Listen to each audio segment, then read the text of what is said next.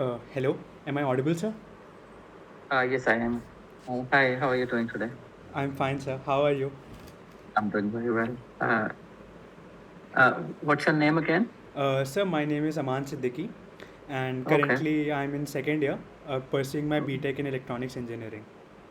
okay. Yes, sir. You are in the second year. Yes, sir. I'm in second year.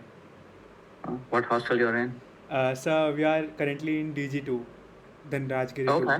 Yeah. I remember that. I'm too old to remember it, but Yes, that's I have heard you are also from electronics.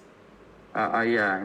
I'm from electronics. Yeah, and I'm a good friend with Sagar actually. So Yeah, yes, sir. He told me. He told me about that, sir. Okay, so firstly, sir, on the behalf of entire IT BHU Foundation, I would like to thank you, sir, for the software DonorView. The DonorView, I feel, has streamlined the entire operations at the foundation. Like, it has been an invaluable asset, as in, I would say, before DonorView, we were using three different softwares for different tasks. But now, I guess all the work has been streamlined and the workload has reduced. So, mhm. definitely, sir, we are very grateful for that, sir. Yeah, I'm happy to do it. So let's delve into the question, sir. So Mhm. my first question is, could you please share your journey after graduating? Any highlights or any pivotal moments that you would like to share? Well, after graduation, I went to work for a software company in Bombay, which is obviously Mumbai now. I worked there for a couple of years, and then after that, I came to United States in 1989. Okay. Uh, I worked at IBM with a couple of my friends. They were actually from BHU too, Oh, okay. and that's how kind of my journey in United States started. And then I always wanted to, start my own company. So I worked for some bigger companies, some venture-backed companies. So, to get some experience on how big companies work versus how, venture-backed companies work. Hmm. So this is actually my third startup. So I've been basically building software companies for the last, 20, 25 years. And DonorView Oh, is my third company. that's very inspiring to hear, sir. Sir, could you please share a little about DonorView? Like, how did you come up with its idea, and or any other venture that you would like to share about? Well, maybe just staying with DonorView.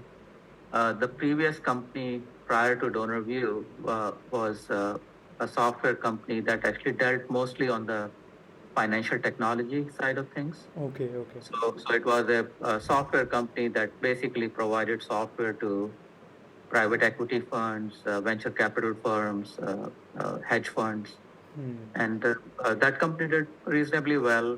We had offices in New York, Boston, London, Oh, and okay. then so we were acquired by a public company. Then after that, I took some time off, and then I wanted to do something different. Number one, and something kind of good for some organizations. So I thought uh, NGOs or nonprofits is a good way for me to kind of utilize my experience Hmm. and also help these type of organizations where there's not a lot of money. They struggle with funding, but they still have the same problem, which is the inefficiency, and as you said, working with three or four different systems. Yes, yes.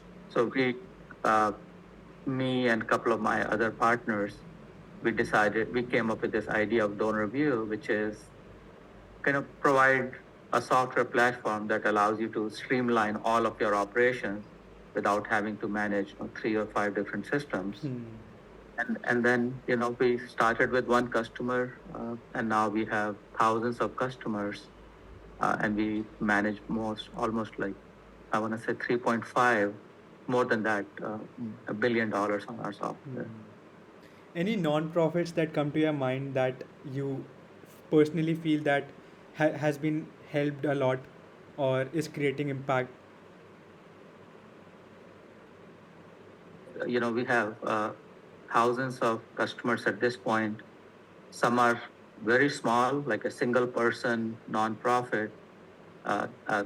Just one person is that lady is trying to rescue animals, Hmm. and then we have very very large nonprofits where they have 50 different offices. So I don't think it's fair to kind of pick one Hmm. nonprofit. They're all trying to make a difference. Yes, yes. But obviously, what Sagar is trying to do is really admirable in my mind. Not because he is a friend of mine, which is true, but I think what he is trying to do with this BHU Foundation is truly admirable. That he has given all of his time and energy Hmm. into doing something that really makes a direct impact on people's lives. So as I said, I don't want to pick a specific organization, but I truly admire what Sagar is trying to do. Ah, yes, sir. For me also personally, I feel yes, Sagar sir is also very inspiring for me also. That is also true. Sir, now I just want to ask about your college days. Any Yeah. particular college memory or any other thing that you would like to share that has shaped you what you are today? Uh, well, well, nothing related to my education. I mean, obviously, BHU is a fine institute, but all of my memories are related to non-academic stuff that I did with my friends. So I don't know if he's still around or not, but Mochu used to be the guy who used to sell uh, chai across Limdi Hostel. So Oh, I okay. don't know if he's still around or not. So my fun memory is, a lot of us will, get up Saturday afternoon and then, go for chai and all that. So that's a wonderful memory.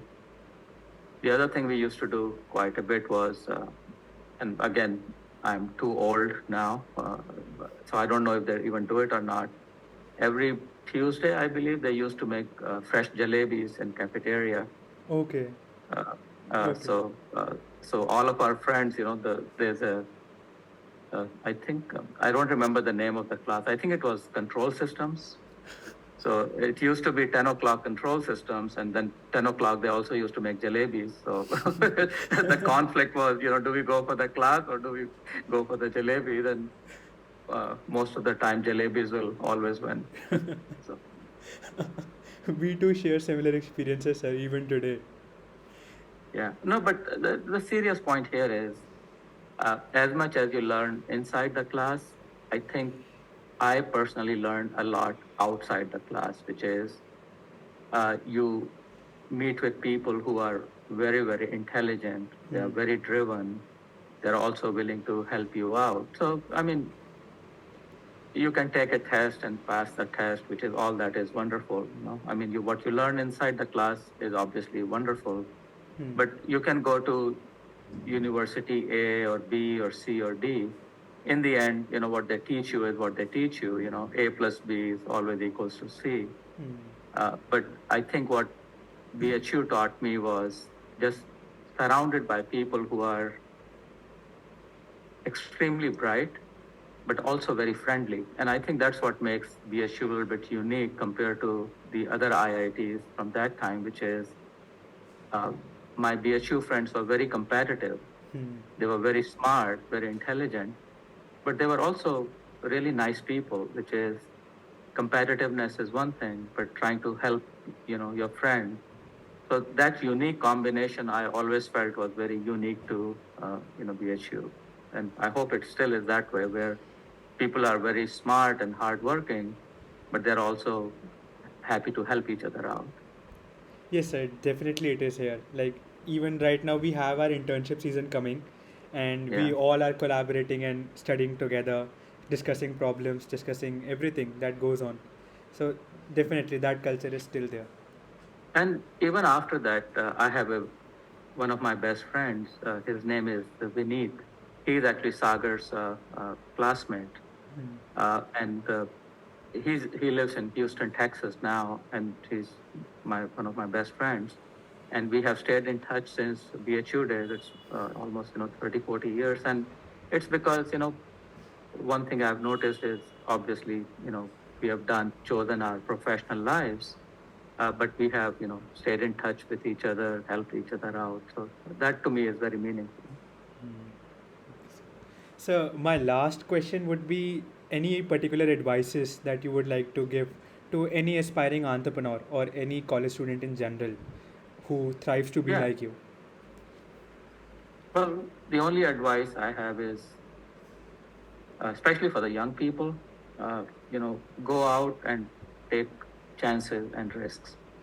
I mean, when you are 20 years old, 21, 22, 23, you know, go out and don't go for the safe job. You know, do what you really want to do, because, when you are 40, 50, 60 years old, you don't want to look back and say, I took the easy way out. The temptation is to find a job that, pays well. But then now you're working, doing the same job for 10, 15, 20 years. My advice would be to, kind of really pursue your dream. And there is no shame in failing. There is more shame in not trying. Not trying. A lot of people, they're afraid that, like, what will people say if I fail? Shouldn't worry about that at all. I think you should take failure almost as a matter of pride, because you learn a lot when you fail. So my advice would be, go out, pursue your dream. If you succeed, wonderful. If you fail, you should still be proud of it, because at least you gave it a try.